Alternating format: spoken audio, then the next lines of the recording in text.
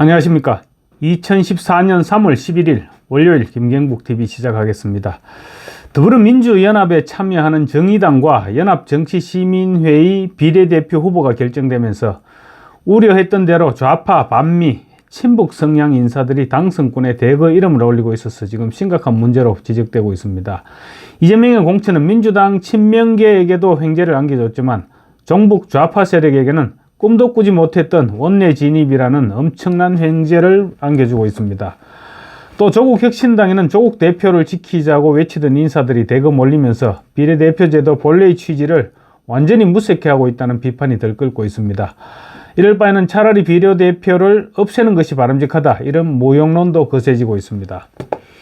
비례대표는 직업군을 대표하는 성격과 함께 정치적 소수자들의 권리를 대변할 수 있는 자리를 만들어주기 위한 그런 취지입니다. 그런데 지금 야권에서는 종북과 친미, 반미, 반윤, 그리고 친조국, 이런 것들이 비례대표의 키워드가 되고 있습니다.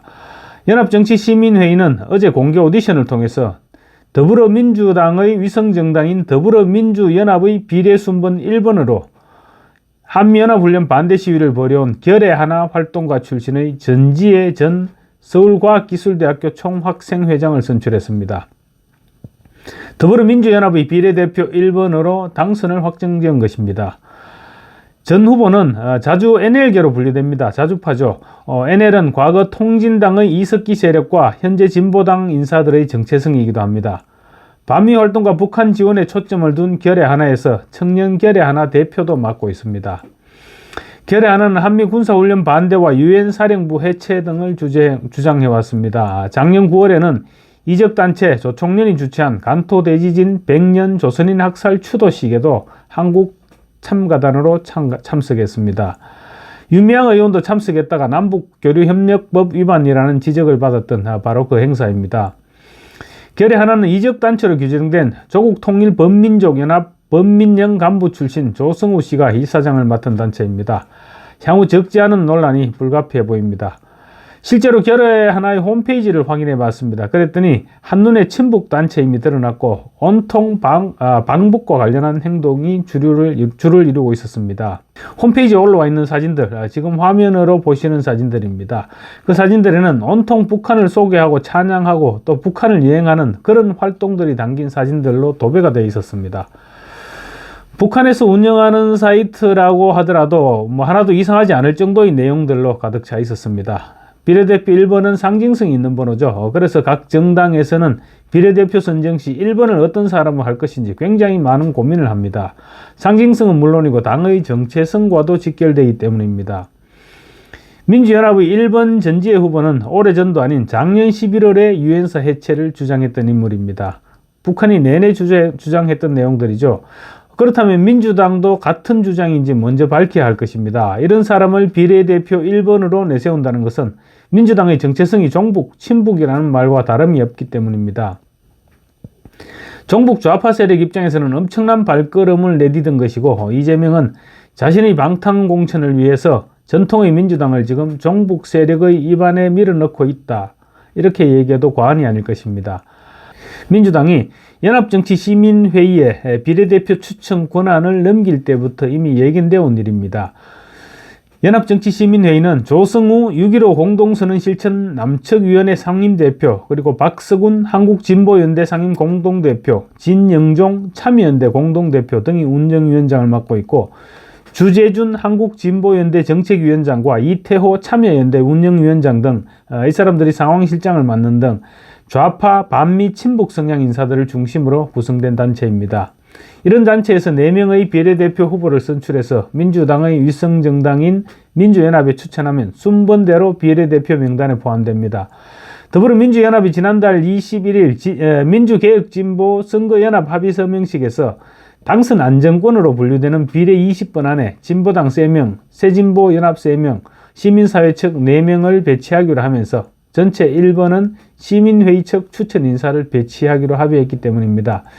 그래서 지금 비례 1번이 확정된 전 후보 이외에도 12번에는 김윤 후보, 또 17번에는 정영희 후보, 20번에는 임태훈 후보, 이런 사람들이 순위를 확정지었습니다.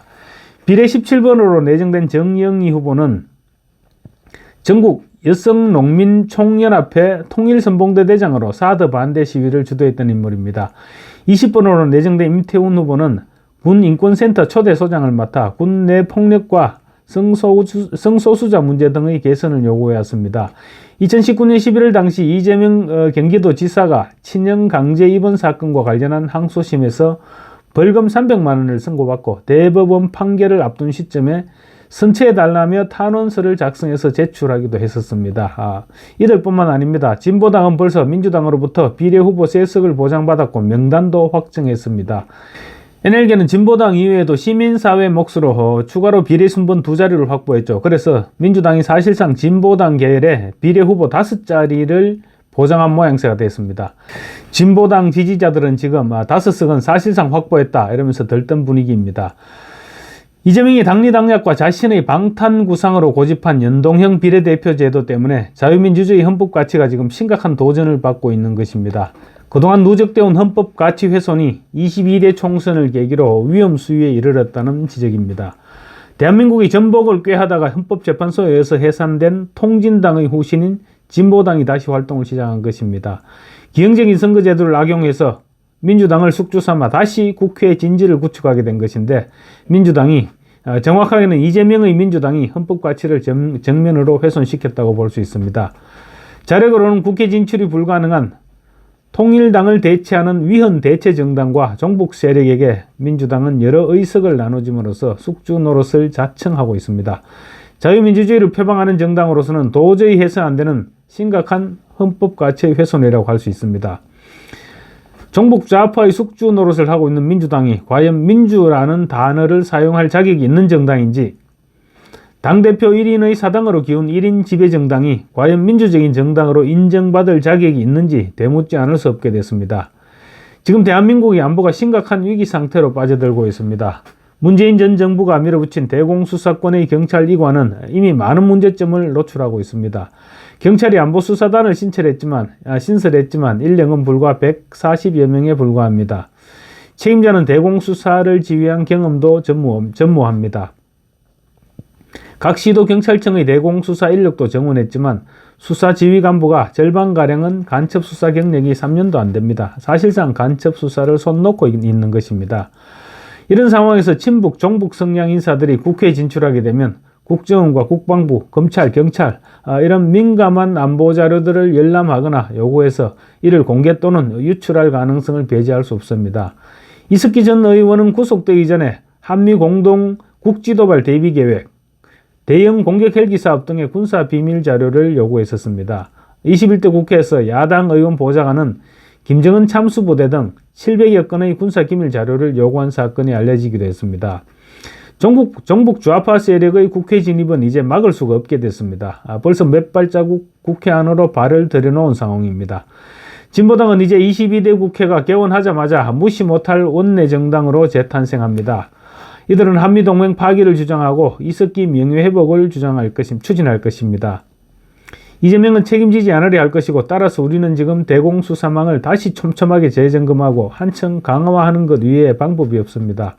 총선이 끝나는 대로 대공수사권을 하루속히 제자리에 돌려놓는 일을 최우선 과제로 삼아야 됩니다.